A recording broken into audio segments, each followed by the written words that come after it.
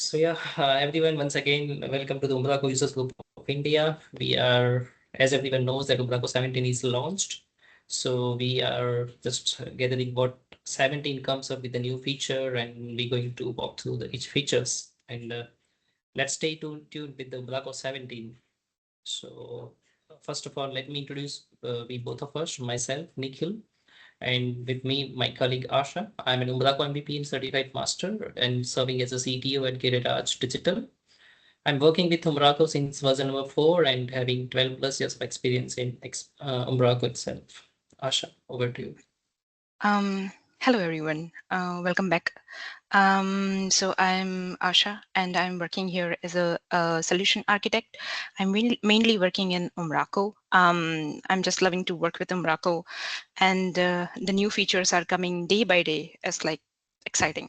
I've started working with Umbraco since version 6 and I have a 10 plus years of experience to work with the Umbraco solutions along with the .NET.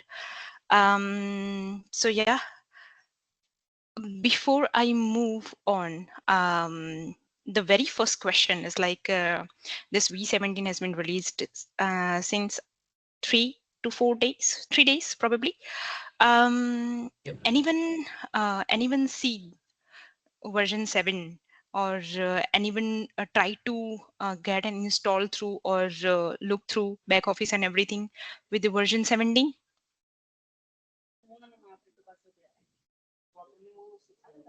Yeah, I think it's on 27th November, so I think many of might have installed and have been experience of 17 as well. So anyone landed on V17 since it's going to be a week by this week? Yes. If someone or anyone would like to, express their excitement or like what they have looked at so far, probably that would be good. Let's see, let's see.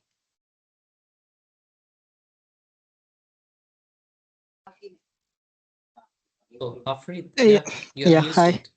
I'm on beta right now, so I haven't upgraded still. I think, but Uh-huh. it's Okay. almost the same. So Almost say, yeah, yeah. Yeah, yeah, Okay, not 17, but great. if anyone looked for like a 16 or 15, 14, anyone used these versions, probably 17 is just, it's like they have started the migrating everything since version 14. So if anyone have seen, because a lot of things has been changed and those will going to walk through and see what has been changed, so that can be relatable. All right, no worries. Let's move on. Okay, so before we go to the V17, it's good to just catch up something from the V16 and V15. The journey of some architecture level change has been started in Umbraco since version 14, and they have improved day by day, and they have started accommodate. I won't say like a V17 is like a foolproof, like that is a foolproof definitely, but they have just started with the plug and play architecture, and there will come many more in the upcoming releases from the Umbraco side. But yeah, V17 is currently the stable version, I would say, and long support version. But V15, they have started journey from V14 and then V15 and V16. So what the things has been changed throughout these versions. So if we start with Umbraco 15, so they have, as a Umbraco, as a .NET, the .NET framework introduced this hybrid cache, lazy loaded cache. So they have, adopted that as well. So the caching mechanism is currently working on the hybrid cache in version 15. Then they have introduced a new rich text editor, which called a TipTap. I know like a lot of people are using that, and there's like they are still trying to see as much as all the flexibility and functionality like a rich text editor. But yeah, day by day that's also improving. So there was a TipTap. Previously it was a TinyMC, but that is replaced with the TipTap. Still the TinyMC packages, they're available on the marketplace, but yeah, TipTap is the Umbraco's official rich text editor. Then they put a block level variations, and that's helpful for the content authoring part. Is like we can copy whole block and put the variation into it. So that's something is helpful for inside version 15. Then API users, there are a lot of things has been changed over the period, and the APIs which are using from the back office. So that API user has been introduced because all the back office APIs are just not, we can't use anyways, like we can't explore that, but we need a particular user, back office users, the tokens to go with the APIs. Then inside of V16, we had a one, one with the sending notification features. That something has been now the alternative is there. They have introduced the property preset values, content type, create filters, and property label UI permissions they have set. For the property label UI permission, I would like to share that one as well. That's something I'm going to share once I'll share a screen for the V17 one. But yeah, now inside of Umbraco, if content author like an admin will decide I want to disable this property for the editors, then it's very easy to set that. And when the editor will come, the particular property inside the content will be like a disable for them, and they won't be able to change any content. So this is they put that in on a UI level permission, so that's good. Then one thing, this is very biggest change. It's like Umbraco.cms and search. Previously, all the search functionality was included with the core architecture. This has now been separated. So it's like Umbraco.cms and .search will be there, and you can use according to the desired. How it's like if I want to use Examine, if someone want to use Algolia, if someone want to use Elasticsearch, then that will be easy to use. Okay, so I think we noted all the features which has been released in V15 and V16. The very big change, that something is like now there is no more Angular. It's only the TypeScript. That's something we're going to be used for extending the back office, and everything is like plug and play. Everything is open. Everything can be customized. All the services, context services, and everything can be used in any feature. So it's good for the package development. When you are developing the package, all the services of the back office UI services are open. All the context are open, so that will be used. Okay, so let's get started with the V17 now. Great. So the installation step is pretty same. We can do installation by following the 3 different approaches. Installation through command line, where the templates, you need to install a new templates. Yeah, this is the first command line, new install umbraco.template. You just need to install that, and the V17 will be available for you. And before that, you have to use a .NET 10. So .NET 10's installation must required. The second way is the NuGet package manager's installation through NuGet package manager, that also available. And through the template, Visual Studio template, we can install the Umbraco 17. Okay, so what is the big change for this Umbraco 17? It has a long-term stability. .NET 10 came out, I think, 2.5 weeks ago, and probably that the Umbraco is accommodate that one. They have upgraded the framework to .NET 10, and what .NET 10 contains, it has a enhanced performance. Enhanced performance does mean it has like a runtime GC. They have improved on async mechanism, and .NET 10 is like fastest in terms of memory consumption and everything, because it supports native AOT by default. So it's a faster, it has a faster startup and they have reduced the memory usage. I think previously in a version, I personally faced this issue in version 16 and 15 about the memory consumption issue. So that thing has been resolved with the .NET Core as a platform, and Umbraco also improved a lot in a version 17, so that memory usage and the memory usage high count, probably that will little bit of will going to be resolved in this newer v17 version. Then they improved a cloud native tooling. So basically they have improved the better in a diagnostics, and it's about all about the cloud native tooling. It's nothing about probably in the code wise, but yeah, in the cloud wise they have improved in a better way for the logs and everything.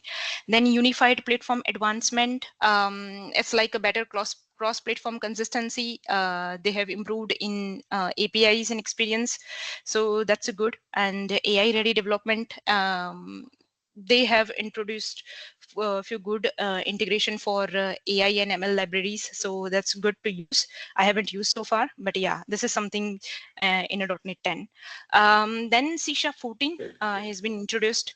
It has a primary constructor for all the types. Lambda enhancement has been there. It's like a simpler inline functions. We can, it's a more expressive nowadays for a Lambda, and it's improved in a pattern. So it's good to use. It's like a one-line code. Everybody likes the one-line code, and yeah, this is possible in V14. They are improved, not possible, but improved.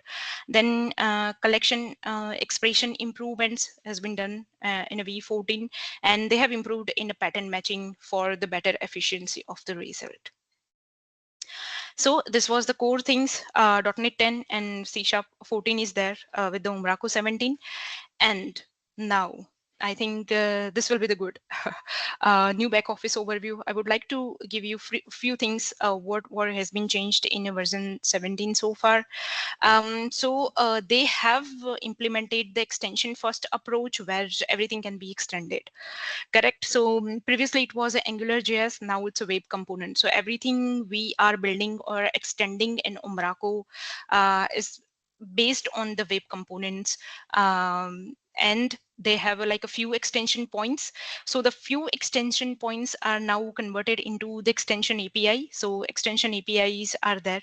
Using that, we can build or extend our back office. And then FE services, we had Umbraco back office FE services. So that something has been converted into the context API. So the name is a context API, authorized context, or anything, a context API that can be used, inherited anywhere in our TypeScript coding standard, and we can use or extend our packages or any functionality. So now it's like the structure wise, it's a very easy. Who knows the TypeScript very, fundamentally. It's not a hard, but yeah. And custom endpoints, that something has been converted into the management API. For that management API, I think I already said that now it's API users has been introduced. So the management APIs are now, it's not easy to call directly. We need to pass some authorization and everything, barrier token to call the APIs for the back office users.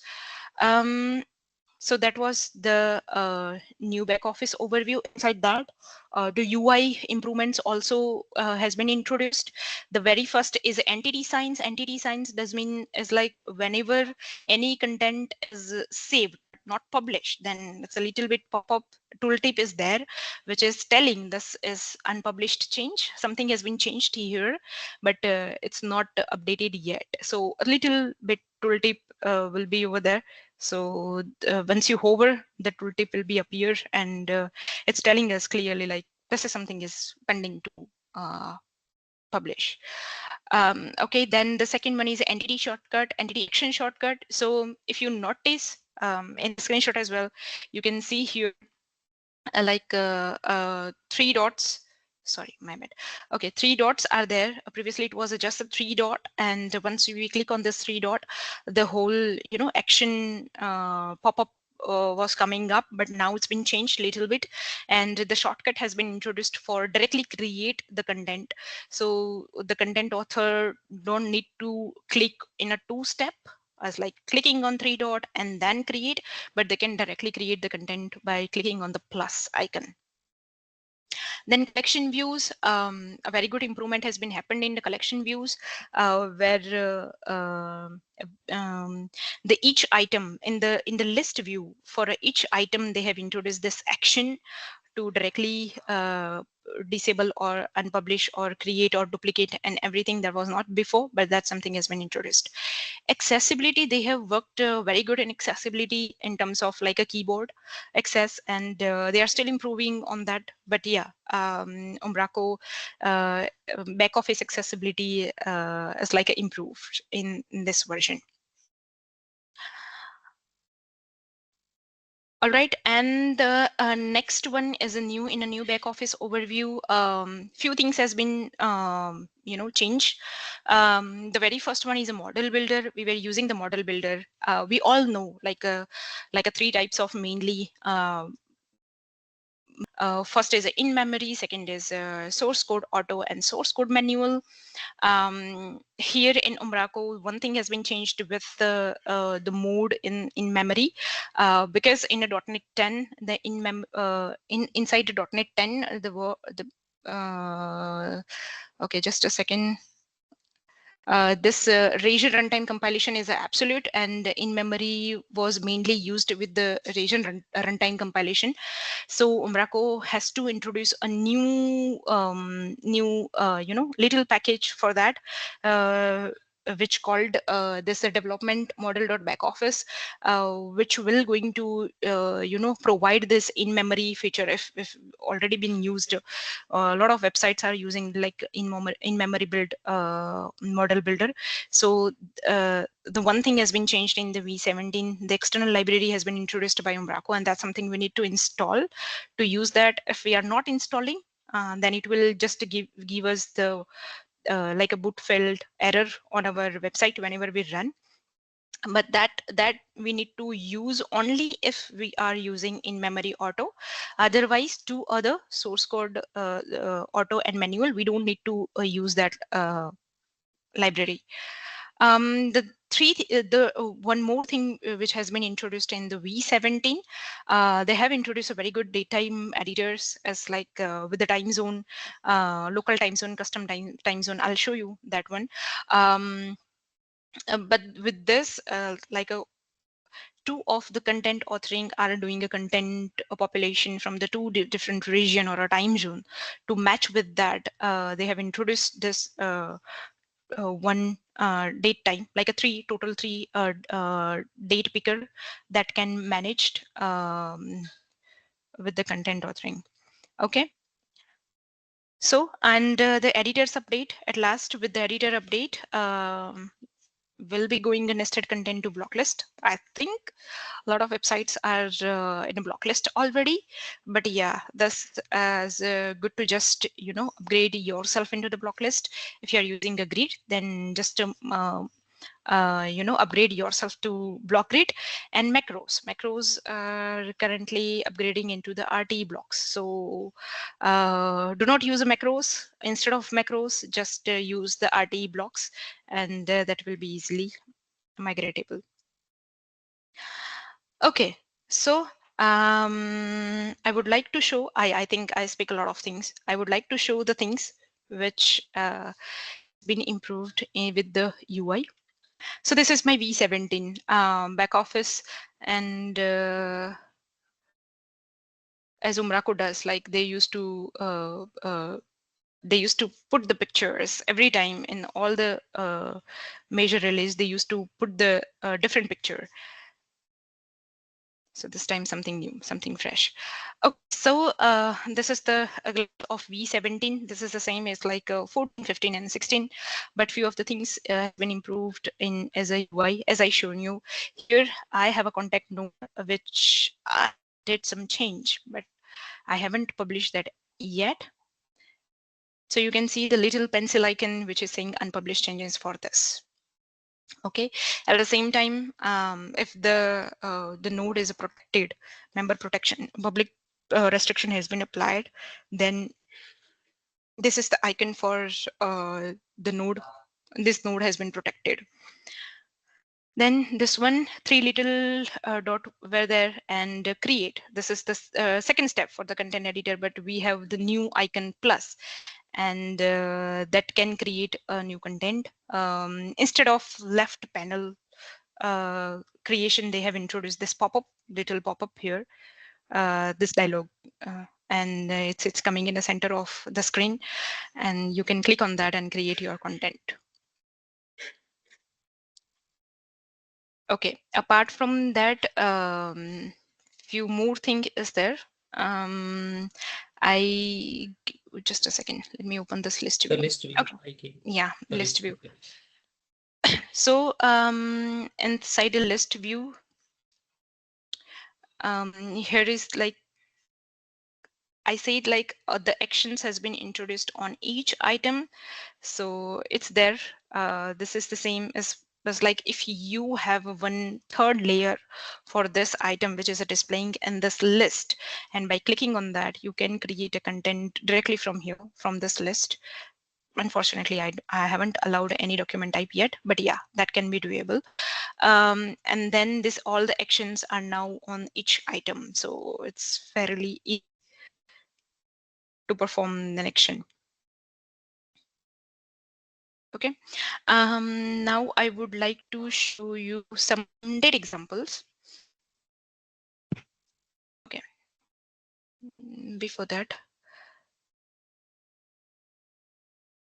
okay, so I have created few pre-set of fields where we do have this all the date variation, which is a date only. So they have a date only property editors, and the date only will be allowed to pick the date. The second is a time only, and time only will allow to pick the time.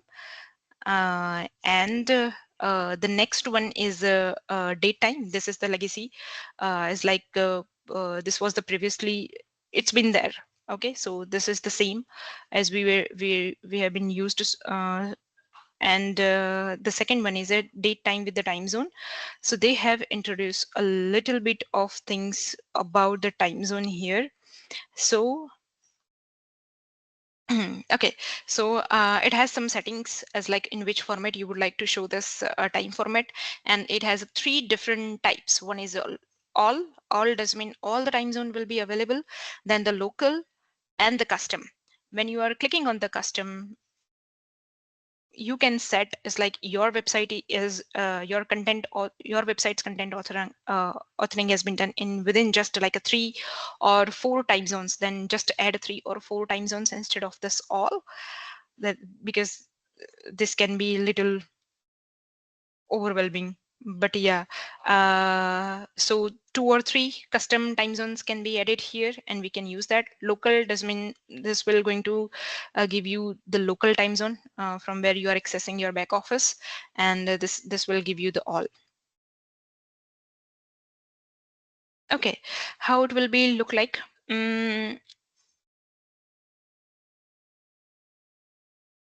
Okay, so like this is the only this is the date only.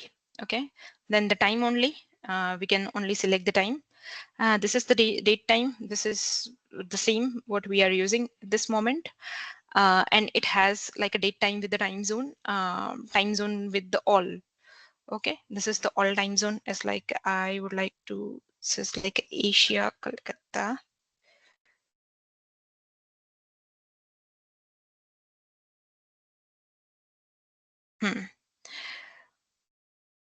Then we can select like this. This is the date and the time picker. In the same way, custom means I've just selected only 2, Asia with Calcutta and the Copenhagen. So it will be only 2. This is with the custom time zone, and the date picker will be same. Same for the local time zone. You can see here my local time zone is Asia and Calcutta, so it will come here like this. And the date picker will be same. So this has been introduced, all this set of date has been introduced in Umbraco 17. And with this upgrade, it's like if you have used this date so far and you would like to migrate your content based on this, then it's pretty straightforward. The Umbraco itself and the migration process itself is taking care about the migration part for this date time. And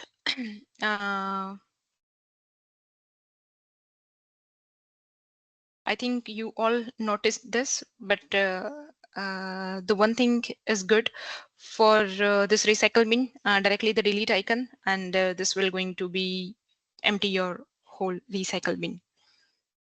Okay, in the settings section, this is the something which I would like to show, the extension insights. So whatever the new extension for the back office you are registering in terms of anything, any back office entry point or any bundle or anything, whatever you are registering, you can come here and see. If you build any custom, then you can come and see in the list, and that will going to display here. By this you can also unregister from the back office, and once you unregister, for an example, you build a one custom section, and if you would like to unregister, then you can unregister from here, and that custom section won't be appear in this. Okay, so I believe this was it for the back office.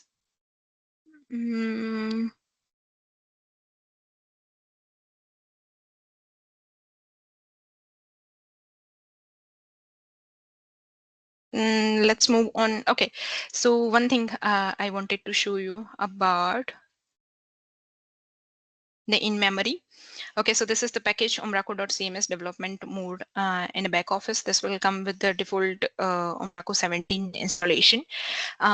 This will be going to used for the model builder, which are using the in-memory model mode. If you are not using in-memory, then it's good to just uninstall this part, because we don't need this if you are not using the in-memory one.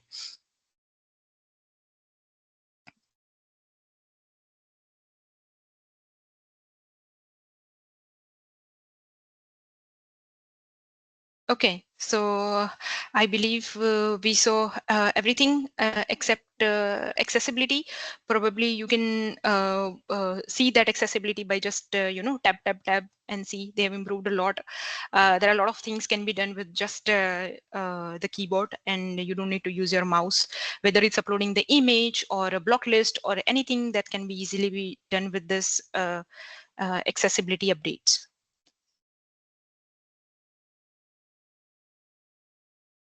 Okay, now I think in Umbraco you have heard that the load balancing of the back office cannot be done, right? But as Umbraco is saying, like this can be done now in the new version, and we can easily do the load balancing in the back office. Okay, so the first one is a repository caching. So at the lot of places, the repository caching has been applied. As like if you are using your back office in two different servers, then the caching mechanism has been already applied. So it can be possible like one in one server that's already there, but the second server is not applied yet. Once the caching has been expired, then only that will going to apply on a server 2. But now they have introduced a very good concept which called versioning.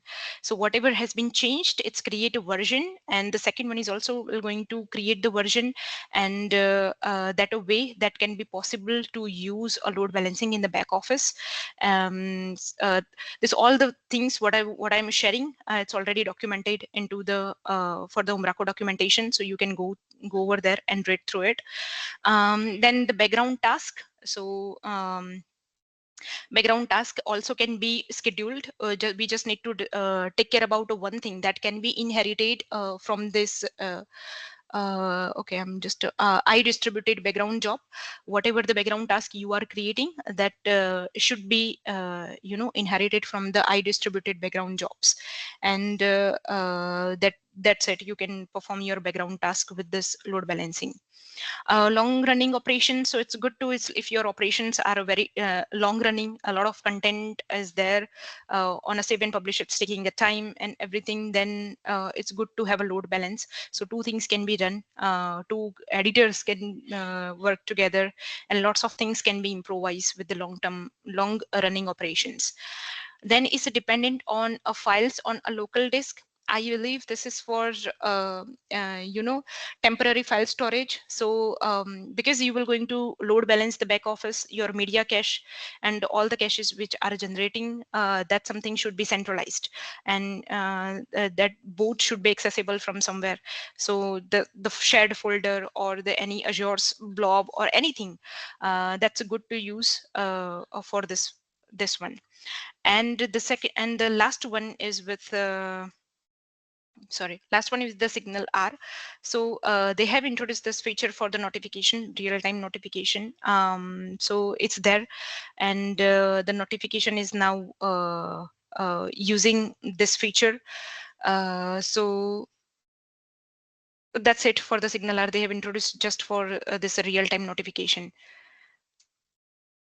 Okay, so now it's Umbraco products update. So yeah, so as you know that the .NET 10 is released on I think 11th of November, and just 15 days after that the Umbraco 17 has been released.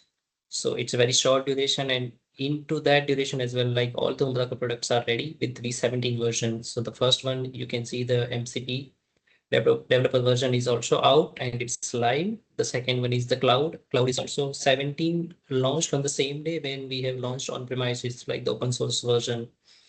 The second one is the Umbraco Cloud, and the third one is the Engage. Engage is also ready for the long-term support with the Umbraco 17. And the forms. This forms is also been ready, and there is a change in the licensing and subscription. It's going to be subscription based. The more information is available on the Umbraco's website. And there is a workflow, there is release also sets where you can do a plan, group, and publish your content together with your annual permissions as well. And the last one is the UI builder. Umbraco UI builder. UI Yeah. builder. I think, yeah. I think So it's a perfect time to use this UI builder, because it's giving a lot of flexibility in terms of, for an example, I don't know, the developer don't know the TypeScript, how to extend, how I'll show my all the custom tables data into the table in the back office. There are, if you are using like if you are building this in a custom way, then it will going to take a lot of time, writing the code, TypeScript code and everything, implement a search functionality, sorting and everything. But this UI builder is giving it's like a very short code, it's like a low code, as we can say low code, and it will give you the preference to load the data, do some CRUD operations and everything. So yeah, Umbraco UI builder is also available in and this new as version. the web component mechanism is applied, I think UI builder is the best way as Yeah. we everything moved into the TypeScript. Yep. Then the last deploy that is also out. Yep. I think, Yeah. yeah, that's it for the product updates. And the most challenging part, like everyone is excited to see, is that the V17 migration strategy.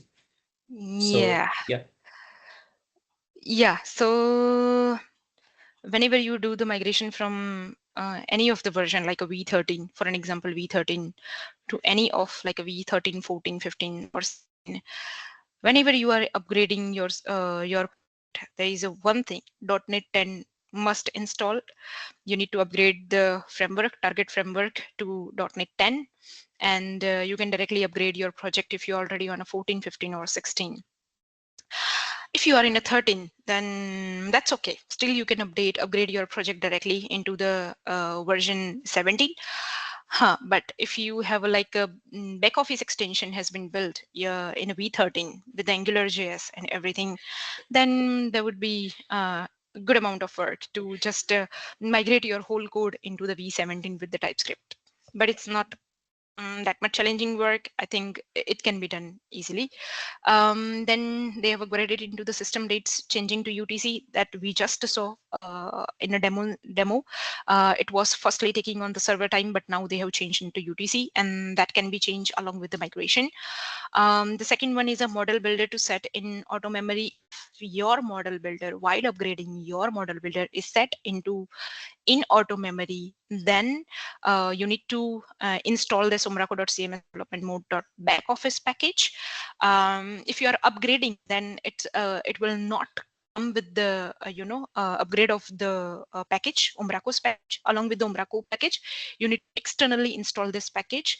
If you are setting up the site from the scratch into V17, then it will come along with the installation part. But if you are upgrading, then this package required to install. If you are not using this in auto memory, then just forget it. Don't install and do not put that in your project.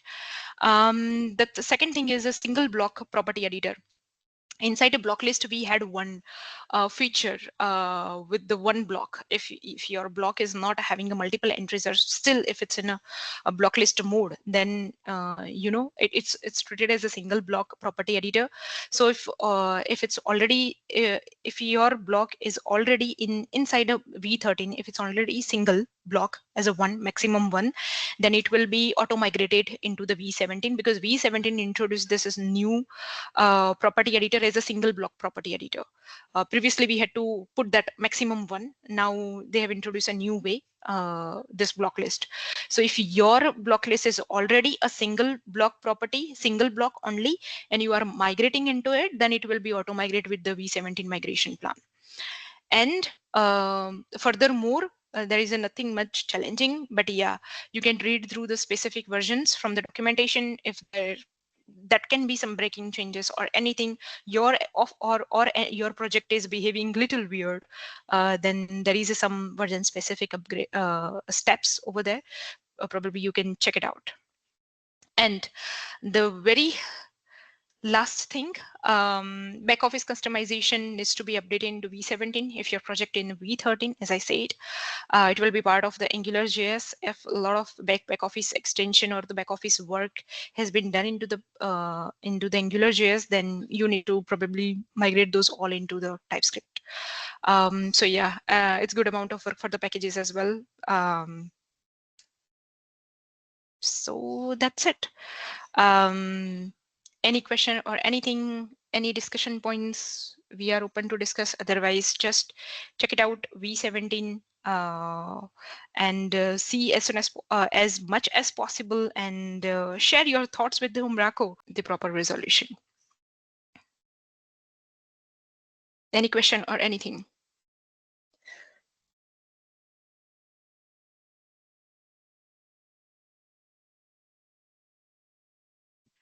Okay, meanwhile, I was talking about one thing which I missed to show.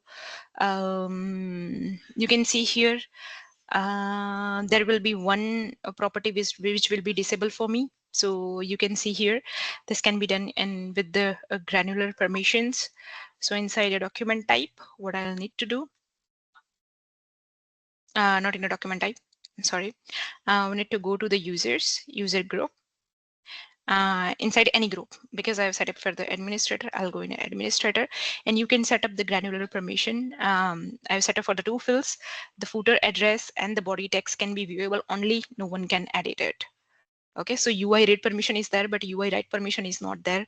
So by unselecting it, will be only able to just see the content, but they won't be able to edit the content.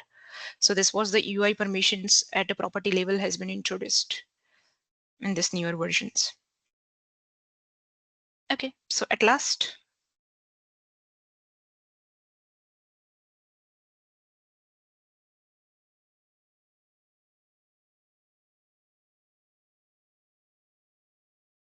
I feel no questions. People are just waiting for to explore the V17. So Yeah, I think it's just 2 to 3 days. We might have questions majorly while upgrading from scratch. It's good, but I hope everyone liked this session. What's the new thing in V17? And let we all enjoy the latest LTS version. LT. Yep. All right. So thank you, everyone. And stay tuned. Probably on the next time, it will be very good topic with one of the Umbraco products. That's something with the customization of that product. We'd like to show you that. So stay tuned for that.